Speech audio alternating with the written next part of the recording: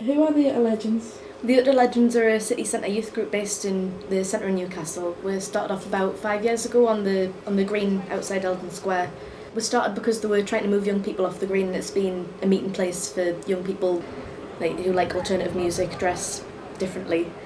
And it's been a meeting place for young people since the 50s. I first started going along the green when I was 12 and I was a goth at the time.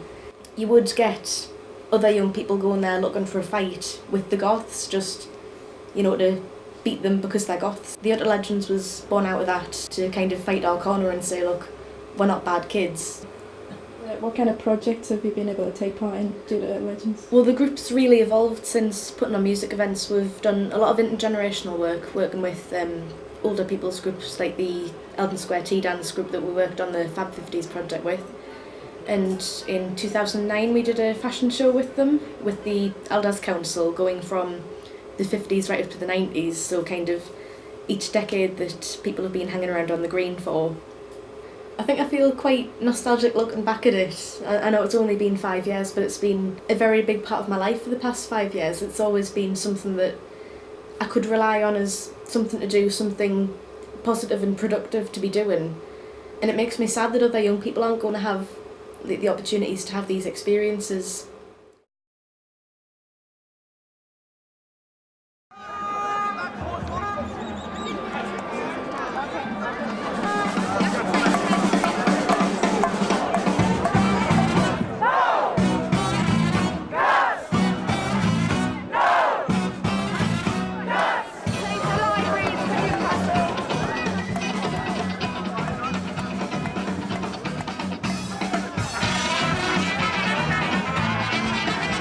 With EMA, housing benefits, and youth services all being smashed, there's no way for young people to get ahead anymore. I've been volunteering with youth services in Newcastle for about 5 years now, and it's opened up so many opportunities that I never would have got without it. Once youth service is gone, there's going to be nothing outside of schools or extracurricular activities that need paying for that young people have access to. So again, it's going to be the poorest people in society who are being hardest hit by this. We're outside St John's Hall on Granger Street, just at an after-protest meeting with all the different anti-cuts organisations, discussing what the next step is in the anti-cuts protests. Yeah, teenage years is like the time you develop as a person, so it's like if you haven't got influence from different things, if you're only getting interaction from school or college and your parents and some mates, you're not going to be a very well-rounded person. Whereas if you're coming to something like the youth group we go to, and it's you're getting all sorts of different opinions and all sorts of different people from different walks of life to talk to. As a young person, I'm not actually legally able to vote yet, so the only way I can really make a difference is by coming to meetings like this and protesting things I don't agree with and having a voice. So we're going to be filming just what people are saying. We might do a couple of interviews, so if you want to come out and have a chat and you want to voice your opinion, please feel free to come and say hello. It's really encouraging meeting people who hold the same views as you, and it's really encouraging knowing that you're not the only one that thinks things aren't right. This is the same kind of battle that Emily Pankhurst had. Unless people get up off their backsides and start screaming at the top of their voices, we are not going to tolerate these cuts, then we're going to end up in a worse situation than we had in Victorian days. We were sacking people at Gateshead Council, and they were still sending me an invitation to go to the Queen's Garden Party. Think about it. What the hell do you want to be standing in a garden party for? When you're sacking the staff, shutting the libraries.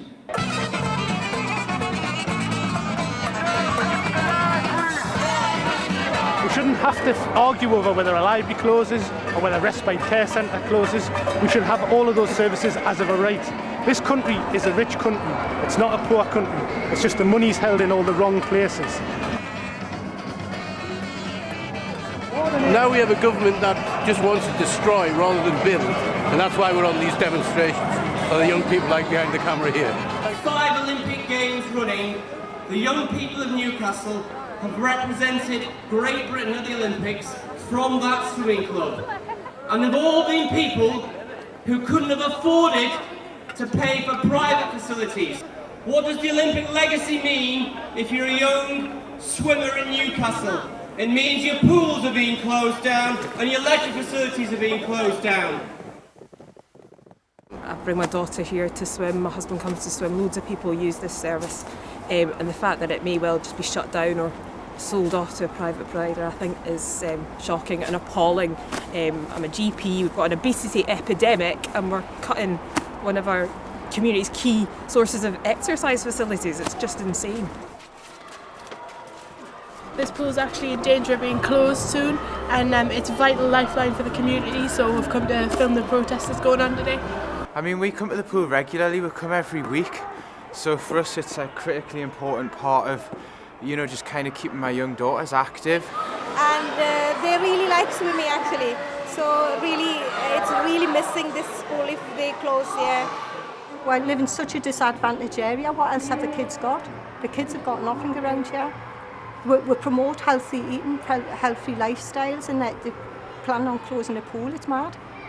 Well, I just feel like children and young people are just always marginalised in society. They're never really given the same rights, and what's happening is that these cuts are coming through and they're going to be the people who are most affected by them. Like, there's more things, services that they actually use that are going to be cut, and they are having little or no say in this happening.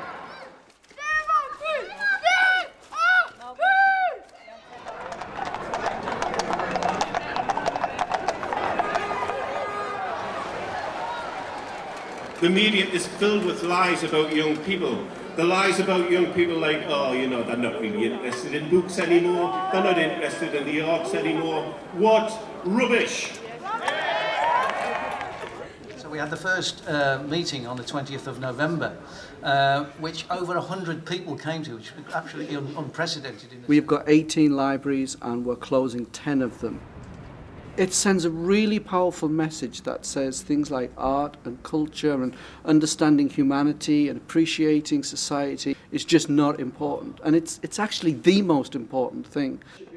I think you need 2,500 signatures to a petition to get for it to precipitate a debate at the council, and we had well over that, as did several other petitions, and so we were able to present our petition to the City Council. Fiona Evans, the writer of Geordie Sinatra, one of our supporters, went along and spoke to the petition at the library, and then the lead councillor for the Labour group called us disingenuous and dismissed it and said they weren't prepared to take it away and review it.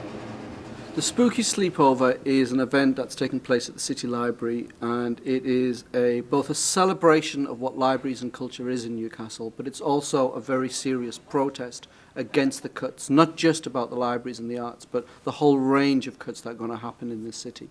It's been a really good night.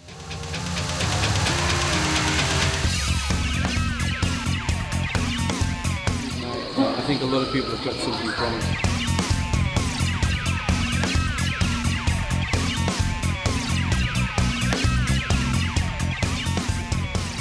Our first breakfast of the day.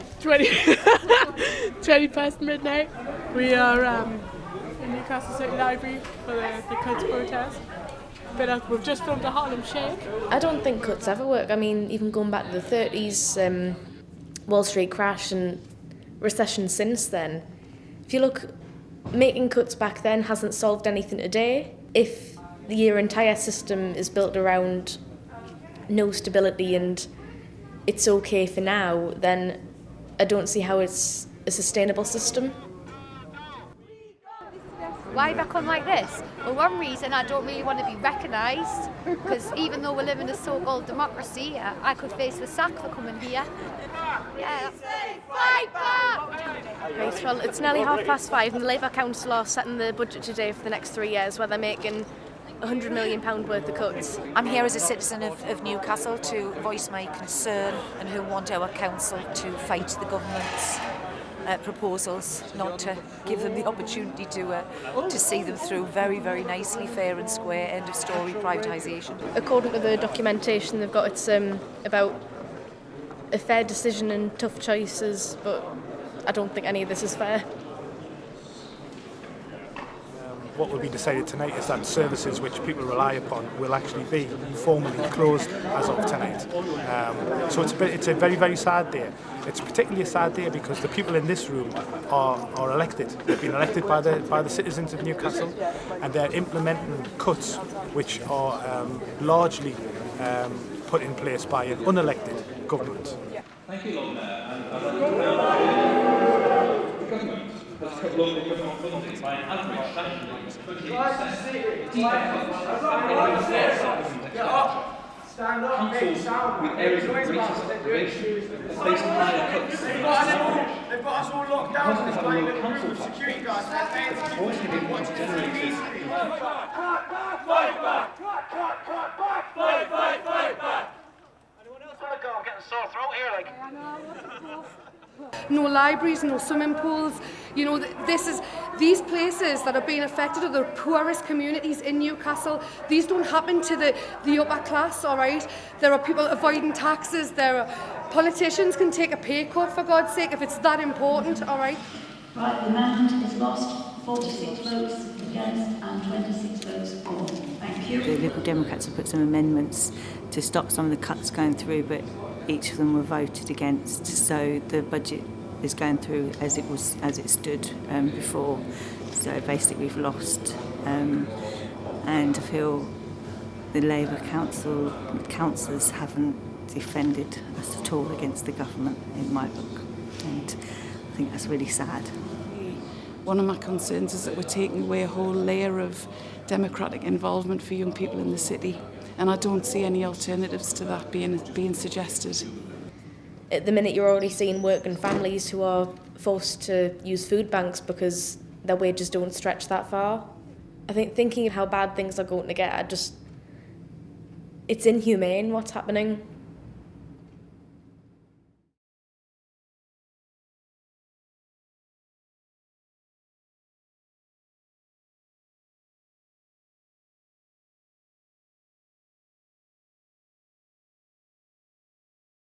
When we stop, you go, no! And then we do it again. And then you go, cuts! Yeah? You got the idea?